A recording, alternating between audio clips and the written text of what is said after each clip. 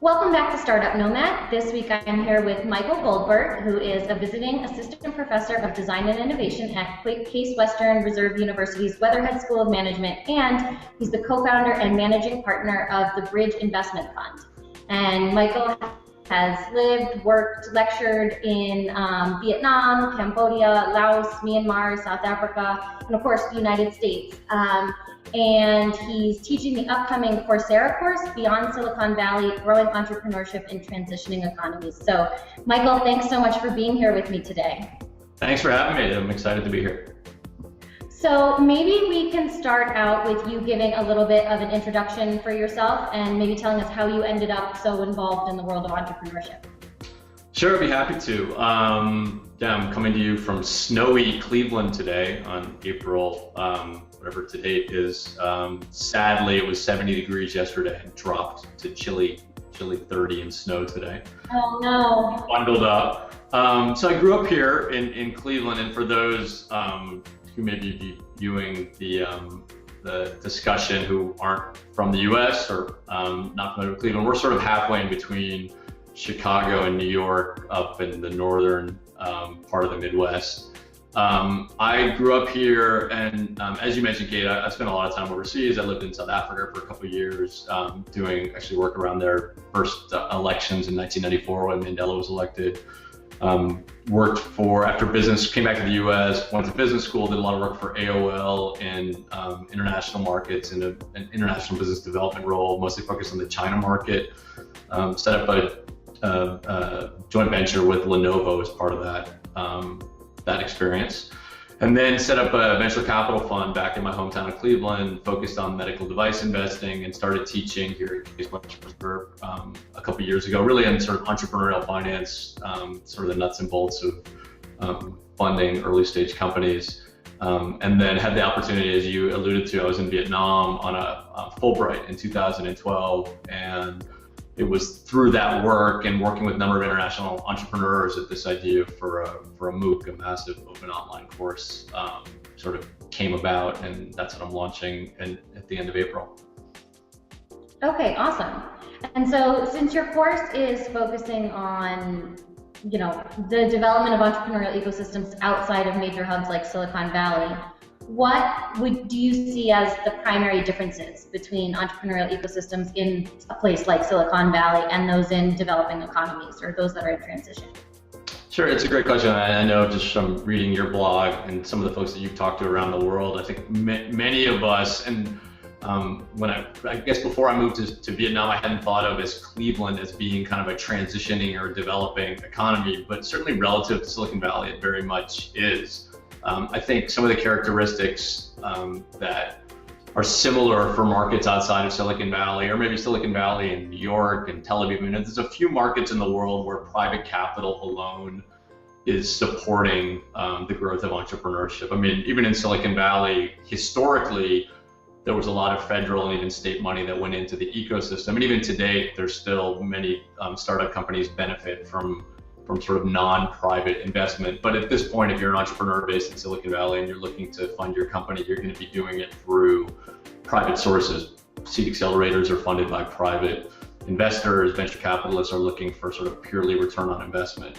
If you live in Cleveland, arguably Mexico City, Hanoi, Lima, Ankara, Turkey, some other places that I've spent time in my life, that the access to private capital alone there's not enough private capital and enough support, and whether that's venture capital, angels, accelerators, there's not enough capital and support to really help grow entrepreneurship in sort of a significant way. It's not to say that certain companies aren't starting, and I think as you write about on your blog, I mean, the kinds of technology-based companies that really need, that decide not to bootstrap it and decide to look for an outside infusion of capital, it's very challenging in transitioning economies of the developing world to find capital. So when I was in Vietnam in 2012, the Ministry of Science and Technology, they have an agency for entrepreneurship that was asked me to do a course on sort of ecosystem development. And I had made the comment then that I felt like what I saw in Hanoi looked a lot like my hometown of Cleveland. And as part of that discussion, we ended up setting up a seminar, and we had people from Cleveland. Some of them work for NGOs supporting entrepreneurship. some work for universities and sort of technology transfer roles. And we basically looked at kind of what we had done here in Cleveland, really through government support and donor support, sort of philanthropic support, to support entrepreneurship. And this has been very interesting as I've been in discussions with people kind of all over the world, because it's done differently in different markets.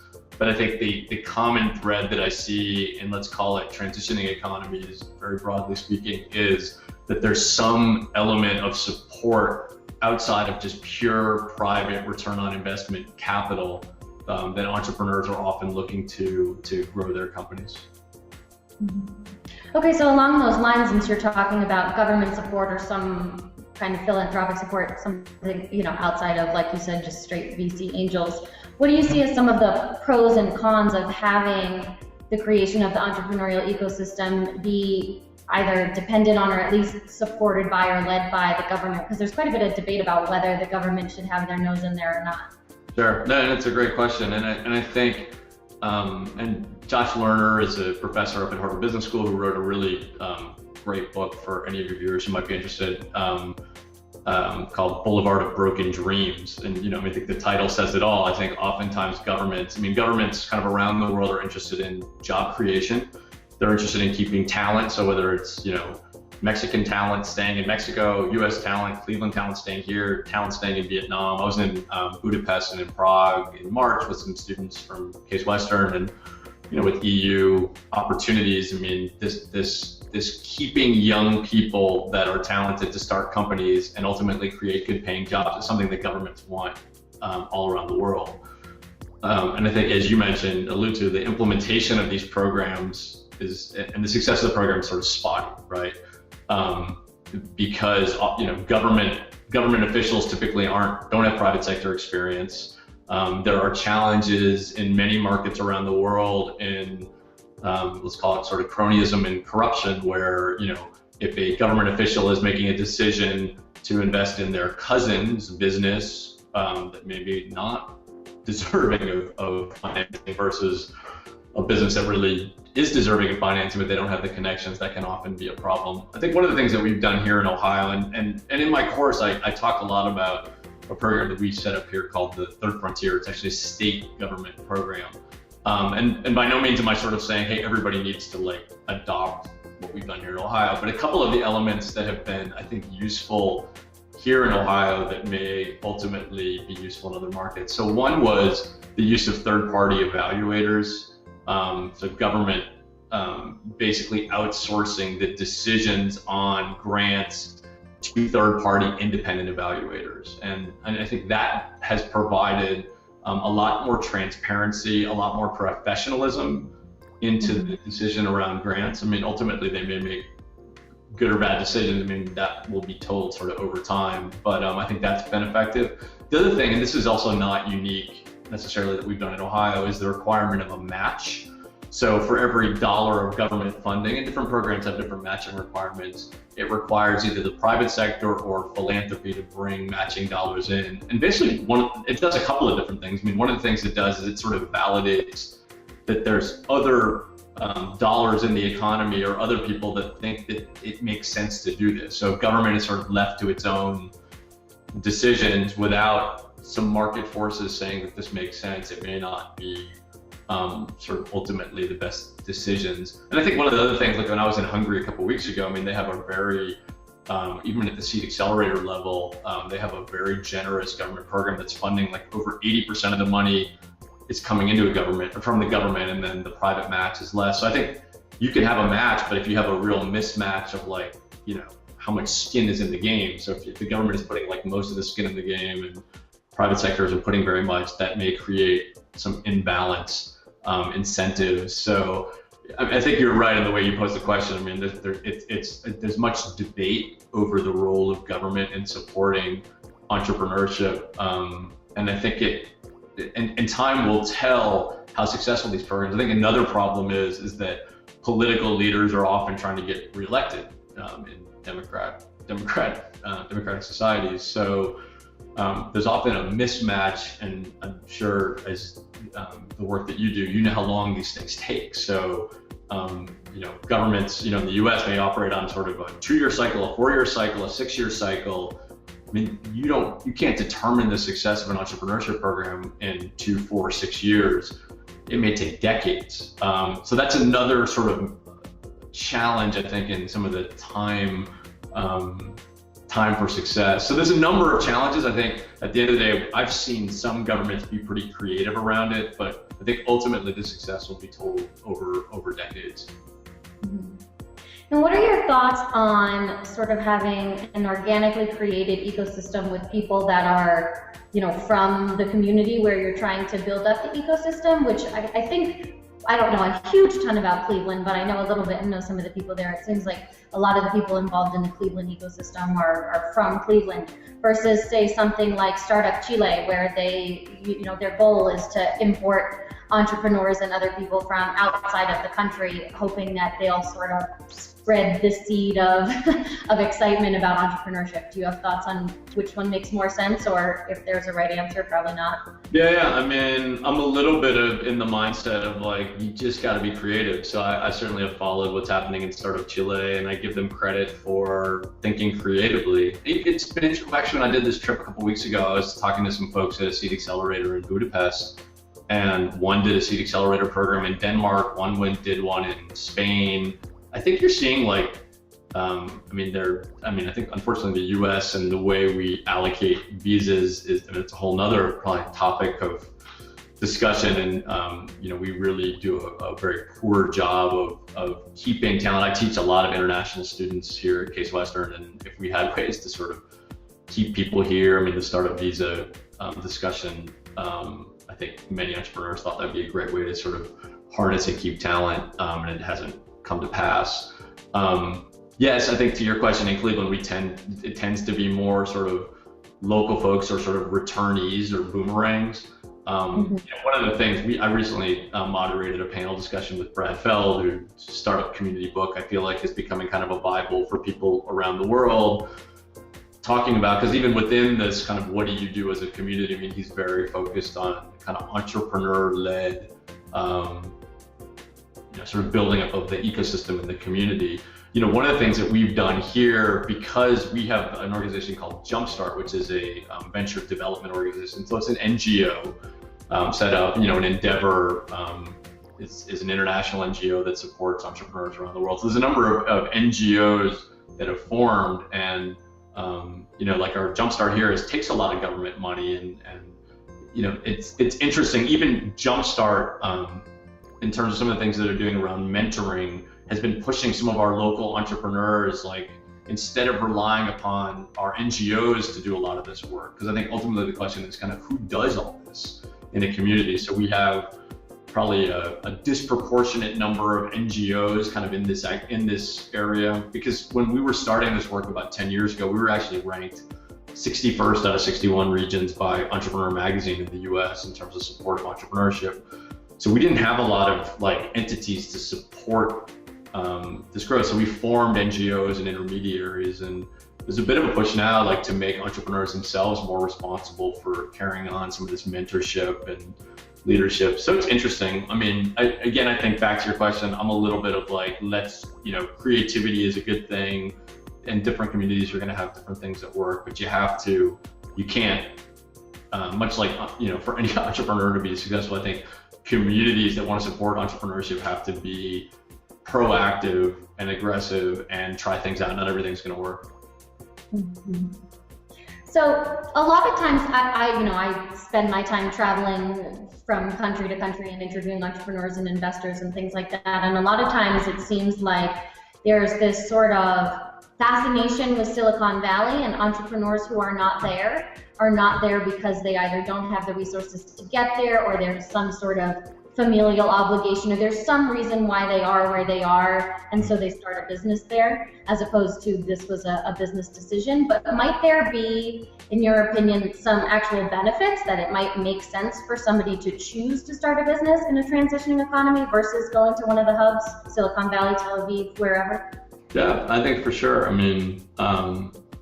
Certainly the cost. I think one of the things that many communities probably overemphasized in their attempt to kind of retain or attract entrepreneurs is sort of cost of living, right? So it's like, oh, it's so much cheaper to do business in a Mexico City or a Cleveland or Hanoi I think there's something to that. I mean, if you can hire software engineers at a fraction of the price that you can in Silicon Valley, because the cost of living is cheaper here. So I think those are notable, but not like necessarily like the only thing. And I mean, then part of it is like, how do you, and you're involved in this work, it's like, how do you kind of build a community that's supportive, that rewards, risk and unlocking capital sources. I think, and this is where I think transitioning economies, as we kind of, and I hope to even do this in the course, where like you start to see like angel investing beginning to get some momentum outside of the US. So certainly, I mean, I think it's unquestionably,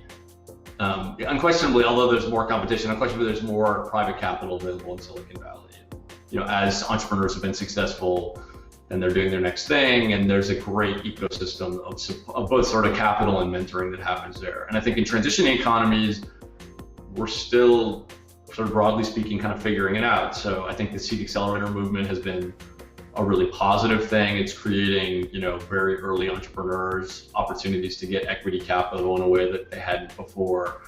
We didn't have an angel fund in Cleveland until 2007, actually through some state government incentives that sort of helped subsidize the management of the fund and the tax credit that incentivized angels. So we've seen a lot of angel activity. And I think that, again, when we talk about the role of government, that's been a really positive role that government's played in incentivizing angels.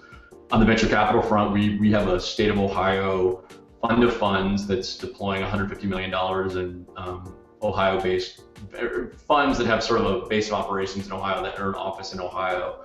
So they try to be creative in sort of building up these things to make it, I mean, back to kind of the initial nexus of your question, like, can you be a successful entrepreneur sort of sitting in Cleveland or Hanoi or other places? I think if the capital and mentoring is there, it makes it a lot easier. I think the real challenging part becomes if you're kind of like trying to fly solo in a community where you don't have access to capital, access to mentoring, and just that support network. But more and more people around the world are realizing that, and again, I think, new job growth and retaining talent, it's around this sort of entrepreneurial space. So I think there's a growing acceptance, and I think more and more places you're starting. I mean, when I was in Hungary a couple weeks ago, Prezi, which is a competitor in the kind of presentation space to a PowerPoint. I mean, they have an office in Silicon Valley, but they're a Hungarian company, and the majority of their people are sitting in Budapest. So I think you're starting to see even more global companies being based kind of where the entrepreneurs are from, maybe with a foot in a market like Silicon Valley, but you don't need to move the whole company there. Gotcha. So we've been touching on your upcoming course a little bit throughout the whole interview, but if there's anything else that you want to tell us about the course, feel free to give us a little teaser, and then maybe let people know if they're interested how they can sign up. Sure, great. Yeah, we're starting on April 28th, and actually will be, even if you don't join on April 28th, you can sort of join at any point in the course. We have over 10,000 people sign up for the course, which is really amazing and somewhat daunting, and just sort of the thought of having people from all over the world. I'm structuring it in a way where I hope it's a dialogue with folks from around the world so we can learn from each other. We are doing what I'm calling kind of a Cleveland case study. So I have 7 entrepreneurs that I'm profiling in the course, and you sort of get a little like almost elevator pitch about what they're doing, but it's really focused on how they're accessing the resources of the ecosystem to build their companies and where the challenges have been. I also do kind of some selected interviews with some folks in my network from around the world. So I've interviewed someone from Vietnam, Argentina, Rwanda, Turkey, China, probably leaving out a couple, that are discussing how things are done in their community. I have weekly interactive sessions, so we'll use actually the WebEx platform or the Google Hangouts platform, where folks that are profiling the community as well as sort of thought leaders will gather once a week. We're trying to kind of vary the times to make it user-friendly for our students from around the world. There's a final project that folks choose to do it, where I'm asking people to sort of profile entrepreneurs in their community and how they're accessing the resources of the ecosystem. And actually, there's a video submission. It's optional. Not everybody's going to have access to be able to submit a video. But what I'm hoping is that people won't take, if people are looking to take the class to kind of get the answers, the 10 steps to build a successful ecosystem, for me, it's not going to happen. What I hope will happen is we enter into kind of a discussion together in many ways, like exactly what we're doing right now, where folks are learning from one another. We have a really active group in Greece and I've never even been to Greece, that is excited about the class, that's producing some of their own video material. I got an email last night from some folks in Belize that are doing meetups around the class. We have folks in Hanoi that are getting together. So it's a really cool medium to be able to, it sounds like you're the same, you have a travel bug too. I mean, there's nothing better than traveling to the places, but I love being in different communities. And actually this summer, I'll be in Greece and Macedonia and Czech Republic and Spain, all around kind of this class. The class is on Coursera. So the site is coursera.org, and if you type in Michael Goldberg or Case Western or Silicon Valley, you can find. I'll put the link to your course page in the video description in my blog post, so people will be able to get to you. Okay, awesome. And if you mentioned that you saw it on Startup Nomad, it's free. Actually, it's free to anyone. But no, I'd love to have people join, and I think the kind of people that are following your blog are just the kind of people that I'd love to have in the course, because and I've had people reach out to me already. I have government officials, I have NGOs, I have entrepreneurs. So I think it's certainly not, there's some awesome classes that are in the MOOC world, like Steve Blank has a class on lean startup, and Novoid has a couple classes out right now, a venture deals class, and Matt Blumberg has a class, Chuck Easley has a class. A lot of them are focused on kind of like nuts and bolts of like running startups. This class is much more of a kind of on the ecosystem part, and I think actually for entrepreneurs, they will find it interesting in terms of the different ways that other folks around the world are kind of like providing resources for entrepreneurs and startup companies in their community. So yeah, I'd love for people to join. Awesome. Yeah, I'm definitely going to be participating in your class, and like I said, I'll put the link so anybody watching or following me will know how to get to you. Fair warning though, Coursera is incredibly addictive. Your class will probably be like my 20th class. I'm obsessed with Coursera, so anybody, fair warning, if you take this class, you'll probably end up spending all your free time taking Coursera classes. But it's good to be a lifelong learner. So I'll look forward to your feedback. I mean, that's the other thing. I mean, I've been taking a lot of the Coursera classes, just getting ready, but I'm excited. I really am excited to have people like you and others in the class that and I'm open to it. I mean, I think it's a startup, so we're going to be kind of figuring it out as we go. So I'm excited. I'm excited that you're joining, and yeah, welcome any of your folks in your network. Yeah, definitely. And let me know when you're in Spain, because I'm going to be in Spain this summer too, so we might be able to overlap and actually meet each other in person. Great, for sure. Love that. So last question for you, and maybe you can take off your researcher professor cap and put on your investor cap, and let me know if you have any words of wisdom, bits of advice for aspiring entrepreneurs out there. Sure. I mean, I'm very intrigued. One of the things that I actually taught a class, it was like a seminar when I got back from Vietnam, around crowdfunding opportunities. I mean, I feel like, our ability to sort of find each other and do this chat. I'm very intrigued by the opportunities for entrepreneurs in the developing world of transition economies, however we sort of want to define it, to tap into investors that they would have never normally found. So, even independent of the SEC regulations on kind of equity crowdfunding, I'm very intrigued and encouraged by what I'm seeing by entrepreneurs. And a lot of this, I think, is sort of finding expat, it could be a successful Mexican living in the US who, believes fundamentally in sort of helping entrepreneurs in Mexico City. So someone in Mexico City sort of finds them. I mean, when I was in Vietnam, I was sort of doing the same thing. So I'm encouraged by some of the things that I'm seeing on AngelList and Indiegogo and Kickstarter around kind of connections being made. So, I mean, venture capital as an asset class is not performed well. I mean, in spite of the headlines of the WhatsApps of the Nests of the world, I mean, venture capital as an asset class has sort of underperformed the public equity market. So there's less. My students are often sort of surprised when I sort of say there's sort of less enthusiasm about venture capital as an asset class than there's ever been before, because they read about the 5 deals that get done where the VCs made a lot of money. I think the growth of angel investing is also really encouraging, and as communities around the world who are sort of looking to give back begin to deploy money in local companies. So I'd say on whole, a little like discouraged by what I sort of see in venture capital, and much more encouraged by what I see in whether it's like seed accelerators, crowdfunding, angel investment. I mean, there are going to be gaps in the ecosystem, in the continuum, but in general, I think it's pretty exciting. You're starting to see people, and again, you're out kind of beating the bushes and talking to entrepreneurs. I think people are finding resources. And the other thing, actually, I was listening to a great piece on Planet Money, which is a great podcast that NPR does. They did a thing on mezcal, some guys that were doing mezcal in Mexico. Uh-huh. It was just a great piece, and it was sort of a 15-minute podcast. I'd encourage you guys to your listeners to listen to it. The entrepreneurs talked about, they raised some money a little bit they were actually working in like the food industry in Silicon Valley. There was some government money. So that's the other thing, like I think for entrepreneurs, like non-dilutive, free government grant money. So like these guys actually got some of that money.